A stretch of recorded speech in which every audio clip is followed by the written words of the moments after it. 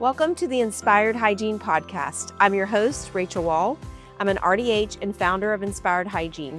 For over 20 years, we've had the unique opportunity to see what really happens inside thousands of dental hygiene ops and what it takes to create transformational change that impacts the lives of patients, practice owners, and teams. Each season, we'll focus on one powerful topic, breaking it down with practical strategies, real stories, and tools you can use right away. Let's get into it. Hello, everyone, and welcome back to the Inspired Hygiene Podcast. I am super excited. We have a crowd today, which is awesome. So we are in season 5 of the Inspired Hygiene Podcast, and we are talking about leadership. This is part of that leadership element within the Inspired Hygiene framework. And I thought it would be really fun and very insightful to invite a past Inspired Hygiene client, Dr. Lindsay Langston, to join us. And along with her, Geri Gottlieb and Kim Bates with GG Practice Coaching. And we'll kind of tell you how all this ties together and where we're going with this in just a minute. But I would love for you all to just introduce yourselves. Just tell everybody a little bit about you and about your work. Dr. Langston, I'd like for you to go first and just share about your practice and anything you would like everyone to know. Sure. My name is Lindsay Langston, and I am the owner of Perio, Atlanta. We are a legacy periodontal office here in Atlanta, Georgia, and I've been here for 12 years. I am a wife. My husband is also a dentist. He's a prosthodontist, and I have 3 kids, and they are the love of my life and the reason that I do this. I love it. Thank you for that. Awesome. Geri, you want to go next?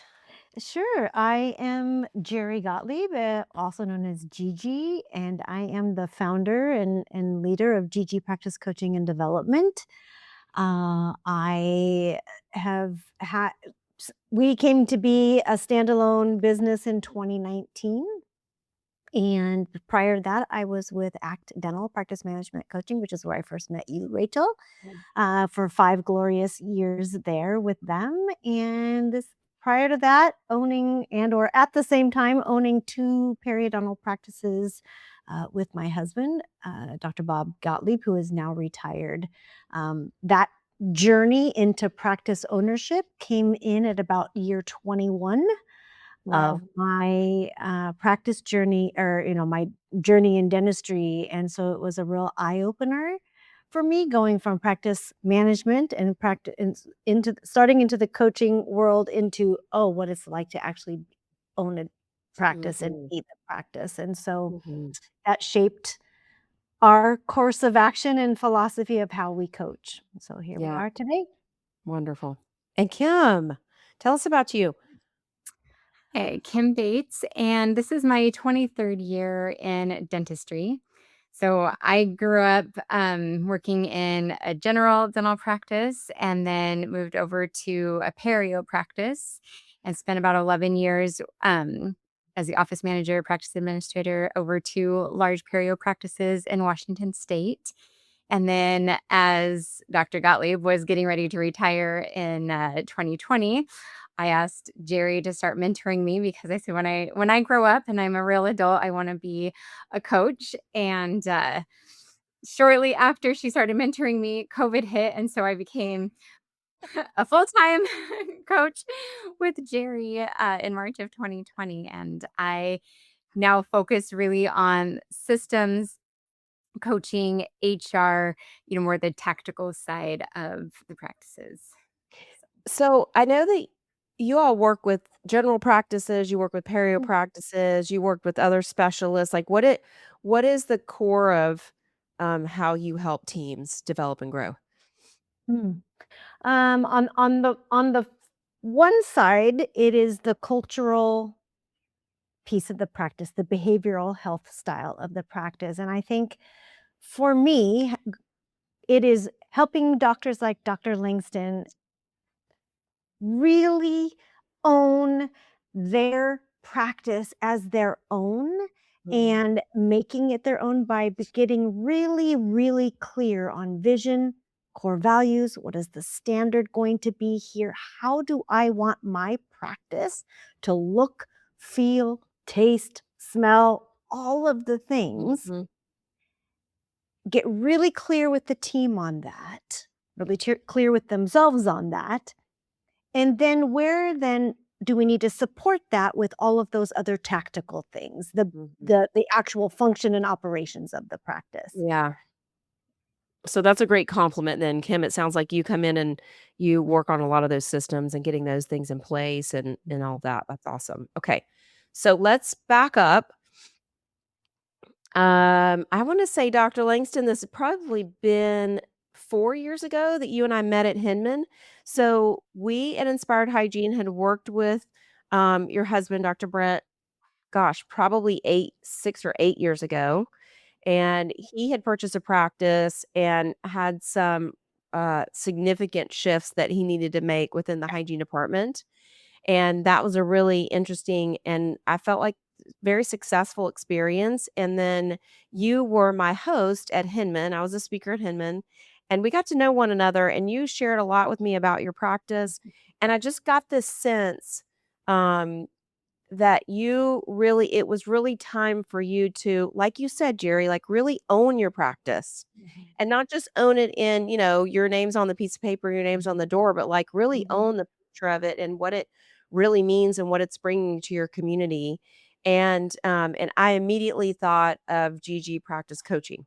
And then you all connected and then you end up working together and that has been a really, really great thing. And I was able to come into the practice then after that and just see that transformation and see your team really step up. And you have an amazing practice administrator. So I'd love for you to share a little bit about the story of how you came to own your practice. Yeah. And then what was it like kind of when we met and versus how it is now? Yeah, it's been an adventure for sure. I Yeah. don't think when you go to dental school and you talk about owning a practice that it happens kind of in this style, or at least I hope it doesn't for other people. But to start off, I was in the Army, so left dental school, did my residency in the Army, and then spent 3 years practicing in the Army, which was wonderful. I got a chance to work with fantastic, patriotic young women. But I didn't learn how to run a business. I got to hone my skills, those kind of things.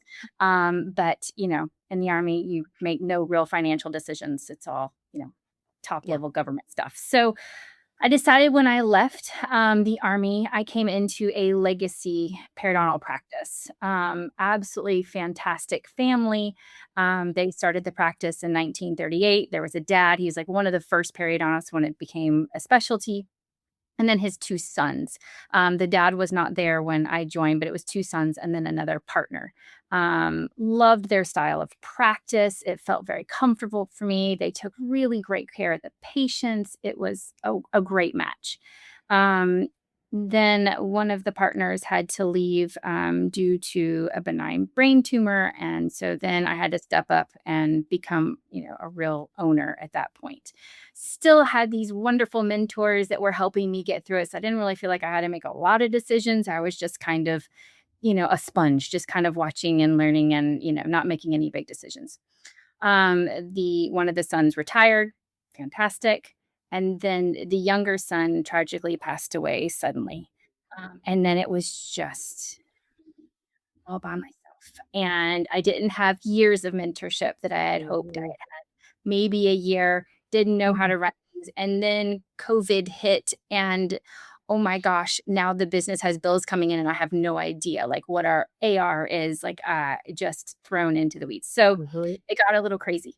And I found out that they were absolutely fantastic leaders. And I tried for a long time to be them, to try to run the practice as they did, because they were great.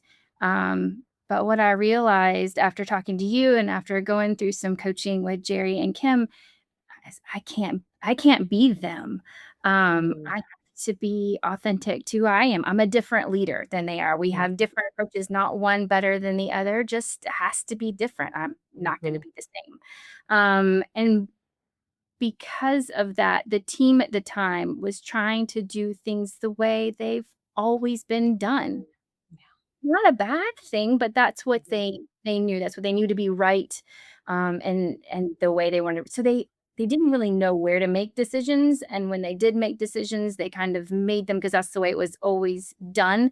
And I was ready to do things a little bit differently, Mm. and so there was a lot of almost kind of chaos Yeah. in that. And Kim was talking the other day about it. There were just a lot of fires I was putting out. I am, now the CEO, the CFO, the HR director, and the person doing Surgeon. production, right? So I have to make the money and I have to manage it all. Yeah. And then I didn't have any energy at the end of the day for the people that matter most. My family, I was beat. So I was just blessed that you connected me with Geri and Kim, and it's really changed. I mean, I'm finally have energy. I look forward to seeing my team every day. I'm not getting these people walking in my door at 4:00 going, "Can I talk to you for a minute?" And they close the door and oh, it's never a Yeah. conversation. So it's been a huge, huge change. Yeah. And one of the big things that I just observed was your practice administrator Bria, Yeah. and how she was able to blossom and step up and support you in that role. So, okay. So now we have the context of all that. And I want to also remind everybody, this is not a small practice. This is No. a large periodontal practice in a large building. There's an elevator, and when there's an elevator involved, like that's a big building, okay? So there's an elevator in this building that also needs to be maintained. And so there are a lot of details there. And, it's maybe, I mean, the image that kind of came to my mind is like you're trying to wear somebody else's clothes Mhm. and they don't quite fit and they're not your style and it's just awkward, Mhm. and everybody else is like, oh, that looks weird. That's awkward. But they don't know exactly how to, what's different or what's awkward about it. Okay. Mhm. So, um, all right. So then what are the first steps that you do then, Kim and Geri? I'll let whoever wants to share, please just jump in. But what are some of the first steps when you step into a situation like that, or that you can kind of start to see significant improvement in the doctor's, um, I would say, ability to lead, but also their just kind of quality of life when others step into that role of leadership? That's kind of a big question, but Mm. yeah, go wherever you want to with that. I'll start, but and then Kim can chime in because we've talked a little bit about this. One of the mission for me, for us at GG Practice Coaching and Development is to build a team so strong you don't know who the boss is. Oh, okay.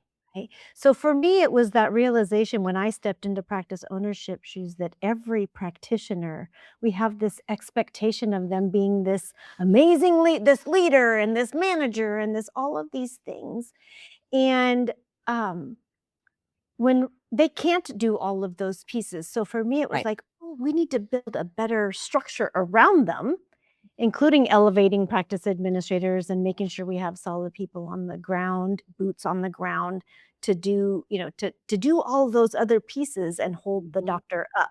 They still are the leader because they don't Mhm. get to advocate if they're the owner. Mhm. So when I first was introduced to Lindsay and we first started talking, and this is the same thing I do with every practitioner, is I want to know what's the history, but I want you just to tell me, who are you? Mm. I don't care what clothes you're wearing right now. Yeah. This other who are you and what is important to you? And what if you could craft this any way you wanted it to be, what would it look like? All of those things that I said earlier, feel like, taste like. And then it's like, okay. And then I start to look at things within them as leaders. Like she said, I was hoping for a couple of years of mentorship and I didn't have that. And the Mhm. military provided this great structure over here, but that's different than real life. So we got to kind of first work. What are the things that get in the way, whether it's imposter syndrome or Yeah. just, oh, no one's ever asked me these questions before, Mhm. of what do I want? What does it look like? What are my real core values? What's the standard and level of care Mm-hmm. that I want to provide here? Because not every practice is the same, and not every perio practice is the same. Not every general practice is the Yeah. same. So when we get really clear on those things first, and it's painstaking, right, Lindsay? It's wonderful though. It was good. It was good. Like, so we have a lot of conversations. Simultaneously, we're evaluating and looking at data, right? So Kim starts pulling data. She starts looking at the numbers. We start, how many team members do we have? What are the roles? Who are they? What do they do? What is their character style, character qualities, all of those pieces. And all the while I'm working with Dr. Owner to get really clear on vision, values, what's the standard going to be. And then we get like, okay, so then we start building the people around her, and then Kim sort of basically takes it from there. I support it and pop in from time to time, and I'm still working with Lindsay on the bigger picture business pieces. Like she said, the financial things she needs to look at. She's learned to look at those and get the right help around her, which Mm-hmm. isn't me. I can lead her to those things, but I'm not the person to do those things. And then Kim really, starts taking it from there, and we start evaluating every system, every department. Where do we, one step at a time, have to start bringing everything to this vision and values and standard that Dr. Langston has set? Okay, so Kim, and then Dr. Langston, I'd love to hear your input on this. So then what do you typically see from the team when the doctor starts to level up in this area and things start to get more, because you almost have to deconstruct things before you build them back again, right? And it's kind of like when you're clearing out a closet, it's going to look worse before it looks better. But Yes. what do you typically see that comes up with the team when the doctor is really leveling up their leadership skills? Yeah. So it's usually pretty fun. When we are working with a client, we always start the process with the doctor owner. So Geri is working with the doctor, building their vision, their core values, going through this process for 2 or 3 months. And then we start with the full team. And one of the first things we do with the full team is we have the doctor present their vision and core values. Mhm. And we walk them through, this is where we're headed. This is what it's going to look like. We do a lot of exercises around to really understand their definitions of each core value. And by the time we're done presenting, then we give everybody an invitation to get on the bus with us. And we say, maybe this bus is going to head to New York City. And if you want to get on this bus to New York City, knowing what the vision, the core values, and all these things, then we want you to get on this bus. And it's going to be hard, it's going to be fun, and it's going to be a great trip. If you would rather go to Miami, that's totally fine, because that's a great place too. But don't you dare get on the bus to New York and then start complaining that you want to go to Miami, because we'll stop the bus and let you off. Catch the next bus to Miami. Abrupt stop. Yes. And so every now and then there will be a team member that says, you guys have fun in New York. I'm more of a Miami person. I just don't see myself being able to get in alignment with this vision and core values. So I'm going to take the Miami bus, and the rest of the team, off they go. But it helps build that new set of glasses. Like, we're going to see this practice through a new set of lenses. And starting today, this is the vision and the core values that we're going to take from here. Mm-hmm. And I love that you recognized how great Bria, her office manager, is, because coaching is really, really hard when we don't have a fantastic office manager. Yeah. So if they don't have one, then we're simultaneously helping them hire one and get one onboarded and trained, because it's really, really hard to be an effective, great leader when you don't have a right hand in the practice working on the other pieces. Mm-hmm. Yeah. What do you all commonly see that holds dentist leaders back? So maybe even after you've had that conversation, what are about what do you want, and they say they're ready, but Either they avoid the hard conversations or, maybe you put in place that practice administrator, but they're not allowing them. Like, what are some of the things that hold dentists back from leading their teams confidently? I'm going to say first from an operational standpoint. Well, I think from operationally is we are asking a doctor owner, practitioner to not only have their head down, and think of especially specialty, right? Yes. So we have another component of Yes. people that we have to cater to, right? And that's the referral base.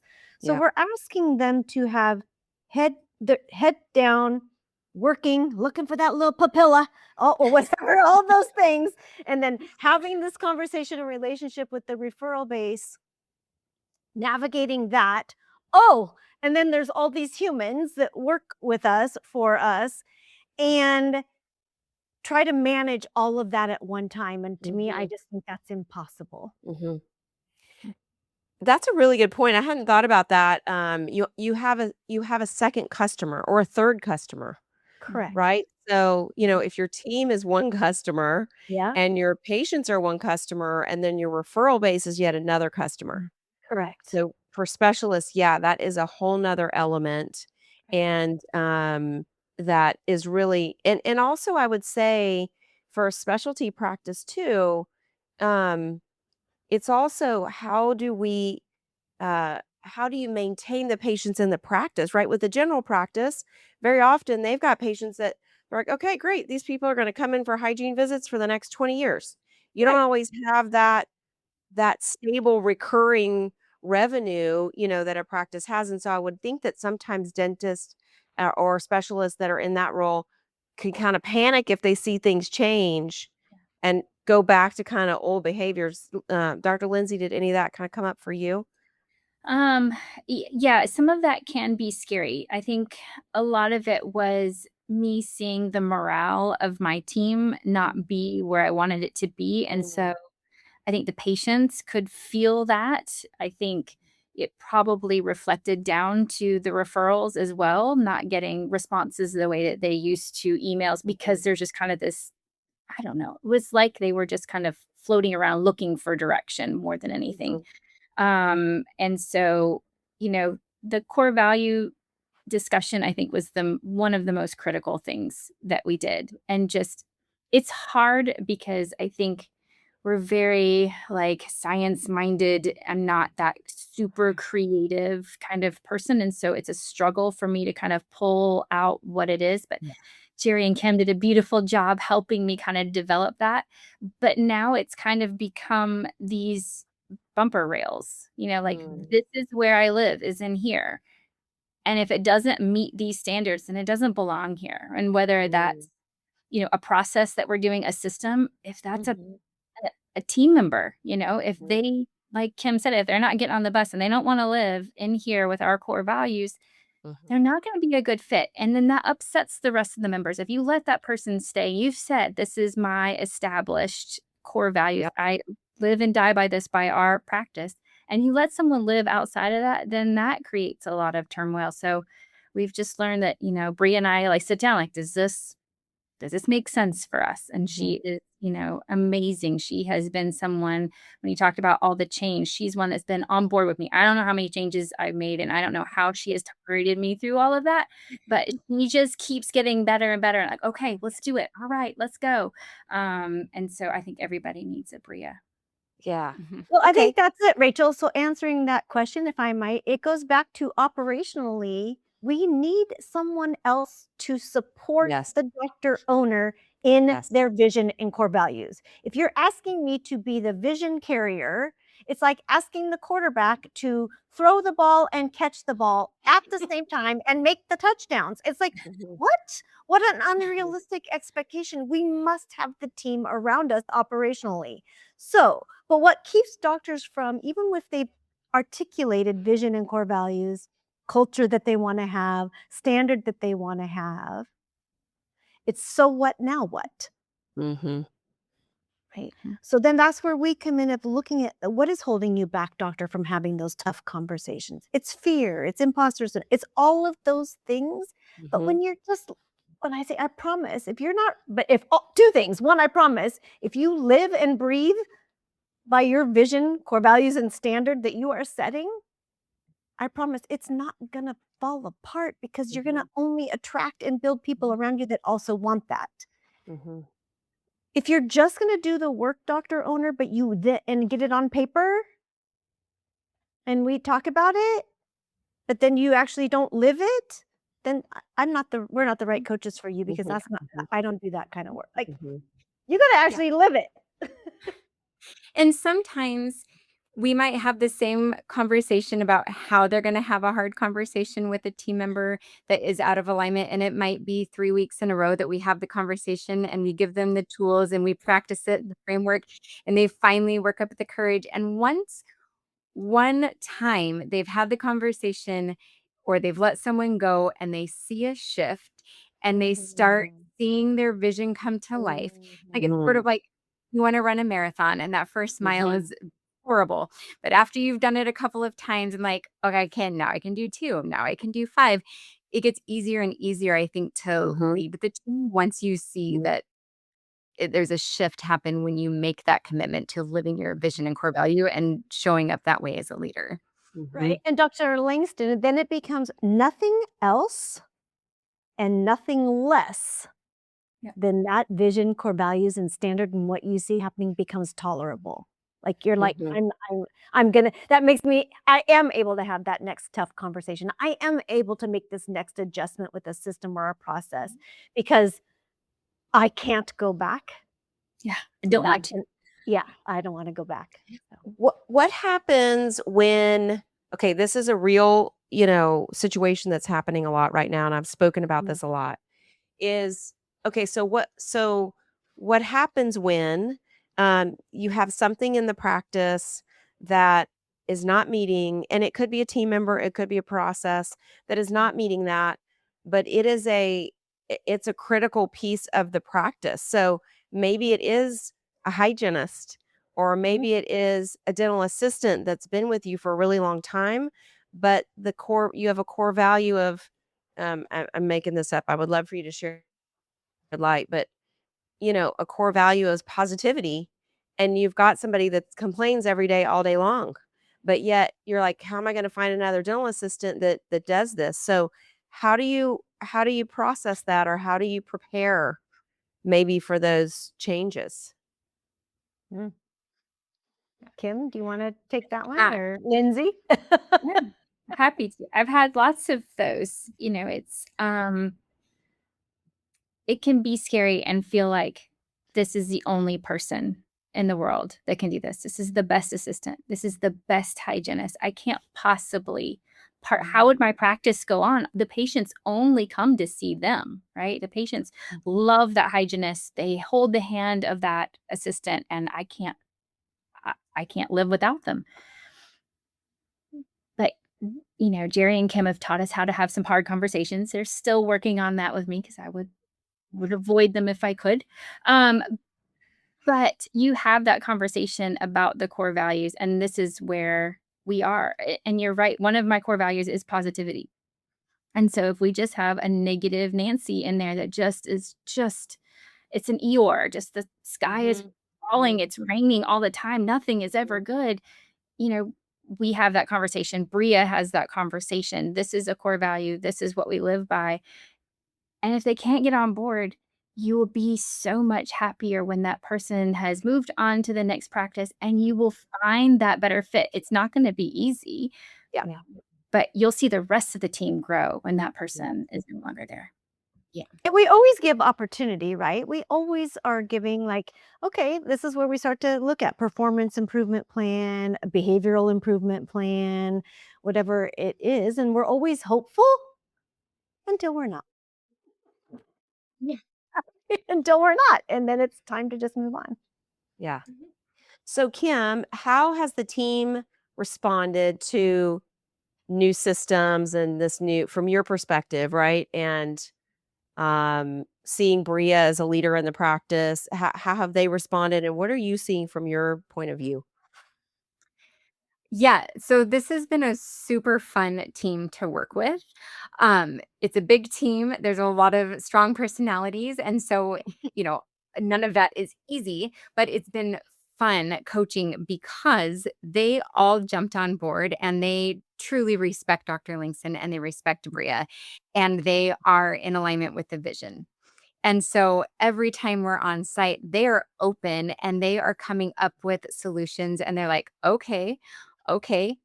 And this is why we circled back and said, I think we need to bring Inspired Hygiene in Mhm. because the hygiene department, like that's where, like, if this is our standard of care, if these are the vision and core values, we're a little out of alignment here.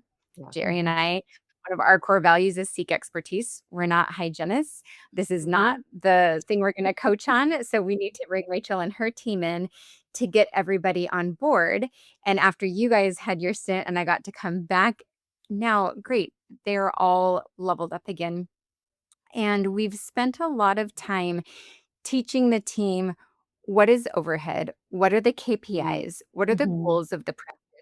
So this helps Lindsay be a leader also because now we've got team members all in charge of 1, 2, 3 KPIs that they're bringing to the team meeting to say, Yeah. hey, we reached our goals and here's why we reached it. Or we are not going to be hitting our goal right here and here's why and what are we going to do about it. So it takes some of that pressure off the doctor now Mhm. having to be the only one that, guys, we're not going to hit our goals. What's happening here? So the Mhm. team may buy into it and understand Mhm. why the goals and KPIs are important. I think that just helps the whole team level up and takes some of that pressure off so you can really focus on They get to the take that ownership, right? They get to take Mhm. ownership of their role and their career within this amazing practice, and it takes that it doesn't Yeah. have to always come from doctor or the office manager. Yeah, I love Yeah. that. Okay, so like what are some exciting things that are happening in the practice right now? Oh my gosh. So we have done a lot of technology change and it's been fun. It's something new all the time. We've gone to all the EMS units for our Okay. hygienists. So that was a That's nice good. um, change. We've seen huge improvements with that. My hygienists have become local anesthetic providers, which in Georgia took us a while, but we got there. I've got one that's doing laser training now. So, something else, technology wise. We have a ton of AI stuff. So, dental intel. We're using Dental B. I guess it just got bought out by Overjet for all of our documentation and letters. So all of that is going out faster and more efficient for our hygiene team. So that's been great. And then we got a Photona laser. So we're just like, it's been a couple of years of a lot of Yeah. change. And sometimes you get those people that sit in the corner and just kind of wait for your change to fail. But luckily, we had such a great team going into it. They're like, okay, all right, we're ready. We're ready to make these changes. And it's been a lot of change, but they jumped on board and done it beautifully. And I think a That's lot of times fantastic. the chaos that comes that was before that is mostly that the team that exists, it's not that the team that exists is a bunch of poo-poos, it's that they just weren't clear. They just didn't Yeah. know. They didn't know what, so they're Yep. just doing what they knew, and then they're Mhm. pushing up against this friction of, "Wait, that's not what she wants, but what does she want? What is it supposed to look like?" So once we're able to really articulate that and remind and remind and remind, then they're, "Oh, okay, that's what we're supposed to be doing." Then they Mhm. get on board. Yeah. It doesn't mean that it's all rainbows and butterflies every time, like Kim Yeah. said, or Dr. Langston can attest to, right? It's crunchy sometimes. Sure. That's okay. We just keep working through the crunchy. Yeah. Yeah. That's beautiful. That's a lot, Dr. Lindsay. Yeah. Just in the couple years since I was there, that's a lot. It's And I can feel like your excitement that you're excited about those things because now you have this kind of framework that can support that type of innovation. Like Mhm. imagine trying to put all of that, into the practice 45 years ago. No, like you would have imploded. There's no way. Oh, it wouldn't have worked at all, and I mean, it's a huge, huge change, and, I think, like Geri said, they weren't. It wasn't that they were trying to do the best with what they knew. It wasn't, it wasn't a bad thing when they were performing the way they were, but now they know where they can make their own decisions. Like, Geri and Kim said, they've empowered them to make decisions based on my core values. So I don't have to make every single decision down to the millimeter of things. They're able to say, okay, she would be good with this. I'll run it by her, but I know this is exactly. So I get to be a practitioner. I get to be a little bit of a vision maker, and I don't have to do all of every single step. There are things that can happen without me having to control it. Mm-hmm. Yeah. There's no way that you could have integrated all of that successfully without this team of leaders, really, right? So I think the takeaways are for doctors is having those clear standards. We talk about that all the time, standards of care. Yep. Having clear core values and a mission and vision, and it doesn't have to be, a page long. We need these things to be concise and really easy for people to remember. Yep. And having additional leaders within the practice and empowering. So that's kind of the next piece of this season of the podcast. We talk about leadership, we're talking about mindset, and then the next piece is empowering. And all of those things lead to an empowered team, right? Just said that. I love that. And so what would you say, Dr. Lindsay, to a doctor who's maybe struggling in that part of like, I've always, I mean, we ran across doctors that just don't have a right hand, don't have a second in command. And I understand that sometimes there's economics that are related to that, but every practice that I've seen that has incorporated that in a healthy way, it helps the practice grow. But, we're not here to convince everybody to hire an office manager. That's not the point of this podcast, but I think it's a good message is what if they're looking for support, they just don't know where to go and they know that things are chaotic and they want to get some sense of like order in the leadership, the operations, and the team. Like maybe what are some questions to ask yourself or what were you fearful of maybe that you realized you were able to overcome? I think one of the best things and talking with you, Rachel, was finding a coach, having someone that you can talk to that understands. There are lots of coaches out there that are fantastic, but Perio is it's really unique. It's very different from a general practice, and it's not something that you can have a typical coach that comes in and looks at your charts and is like, well, why aren't you busy? All those patients, look at thousands of patients, just bring them in. They should just have cleanings, 4 times a year, and you should be booked. Why are you concerned? Well, it's not that way. We need more than that. We need to be a great, strong team, and you need someone that you can count on that knows where you're coming from. And Rachel, you were that way. You understood kind of the Perio process and how to get all of my hygienists kind of in the same line so that the patients are getting the same great service. And Geri and Kim were just amazing to be able to talk to and to help me develop the team that I wanted to. And then Bria is just, like I said, I'm just very fortunate to have her, really stand by me and push through all of the things that we're all creating, and really gets the team aligned underneath there. And she's developing another clinical, manager so that she can do a little bit more admin managing and then have a clinical manager upstairs. And Nicole's doing fantastic with that. So it's been a growing process. And I would tell everybody that you need a coach.